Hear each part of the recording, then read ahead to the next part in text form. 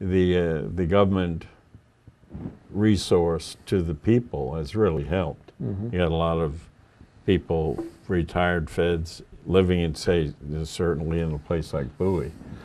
Well, I mean, there's always been a profound effect on in the Washington suburbs of, you know, the national government as an employer in the region, and you know, although the region has never been recession-proof, it hasn't hit them. Look, for example, the states you suggested, Michigan and some of those Rust Belt areas, and you know, down in Michigan, Ohio, you know, I mean, they're really experiencing some really tough time.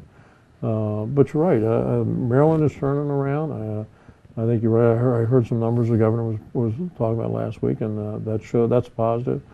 There's a comptroller talking the other day about you know, that you know, there have been some positive signs in the economy.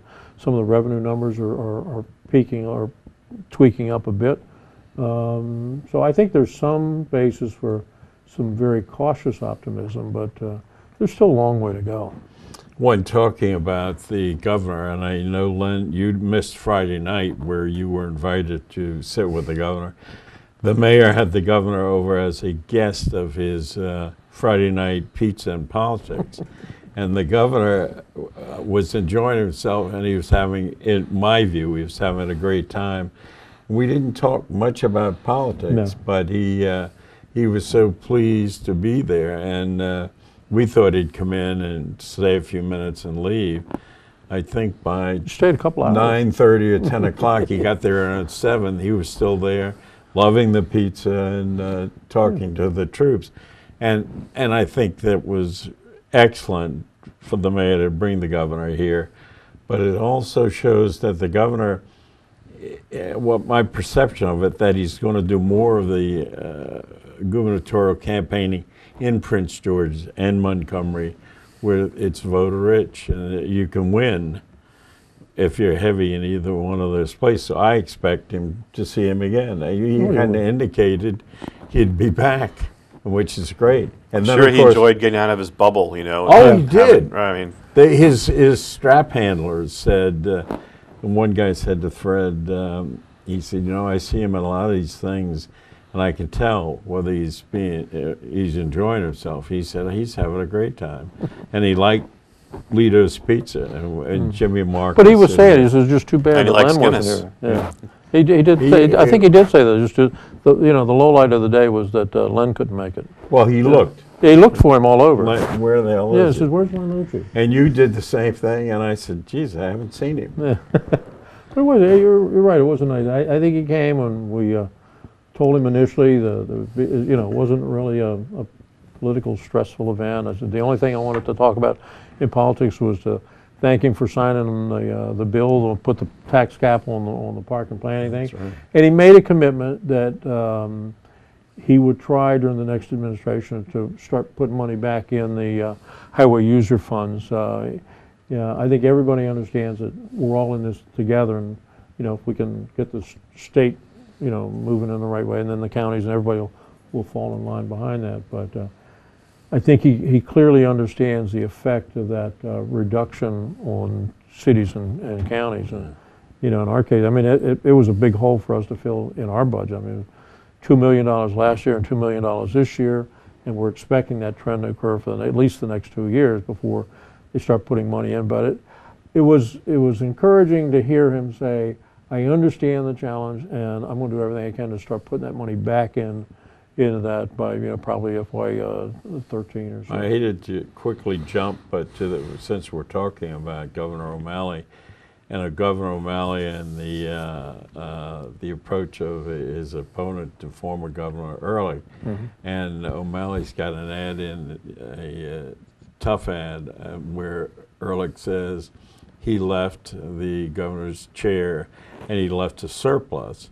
And of course, Ehrlich's comptroller, or somebody, maybe the treasurer, a woman gets on and says, you know, sorry, we didn't leave a surplus at all. And I was thinking, it's going to be, I believe that's going to be a tough fight, but I think you said last time, and I checked it, you were correct, when they first ran against each other, it was 6 points difference with O'Malley ahead. And now you said the other night that you thought they had raised it to 7 points. So nothing's changed. So it looks to me like O'Malley has got a very good shot at being the next governor. And then you begin to wonder why it was Ehrlich, why did Ehrlich come into the race? I don't get that. What's the rationale behind his entrance into a race that puts him back 4 years in the same lot and gained a point? Well, I mean, he enjoyed the job a lot. He liked being governor, and the economy still is being so volatile, and the electorate's so volatile that when you're just that far apart, it all takes is a national swing of a few points one way or the other, and suddenly it's a hairpin race. I think the race will be more competitive. I agree with you. I think if the polling data that's out now is reasonably accurate, I think the current governor, Governor O'Malley, has a pretty definable lead. But I think Lynn's right. The one thing I've learned in this business is sometimes things you have no control over and sometimes no responsibility for one way or the other can dramatically alter the course of an election. I think it's going to play out. My guess is that Mr. Ehrlich thought it would be a competitive race and it was worth the effort and decided to jump in. And both of them have decidedly different pictures of what the state's economy was or the state's fiscal condition was at the end of the last administration, the beginning of this one. And that's what's going to play out. I mean, Ehrlich hasn't spent his first dollar yet on his message, but his message is a very potent, even though it's an unfair message, which is that guy raised your taxes and I didn't. Yeah, that's now, true. You know, That resonates. Right. That resonates, sure. And Governor O'Malley can explain, well, yeah, but you raised the property tax, and you raised the fees, and I'm in this, they have a terrible economy, worse since the Depression. People tune that out. And Sure. he raised my taxes, he didn't. Well, Yeah. so I think, Governor O'Malley and the Democrats are clever enough to respond to that, but it's not going to be easy. No, their first ad, the one I addressed just a few minutes ago, that first ad addressed the fact that, hey, he says, and they have Ehrlich's voice on the ad saying, I gave you a surplus. Then his own, it was either woman treasurer or in the comptroller's office said that's not true, and goes on to say that you didn't leave us a surplus at all. Was that Lynn Skirpon saying that? It may have been Lynn, the advisor to Francho. I think the one thing that is going to be the debatable point, I mean, anytime you can distill an argument down to 4 or 5 words and put your opponent in a defensive posture, that's a positive.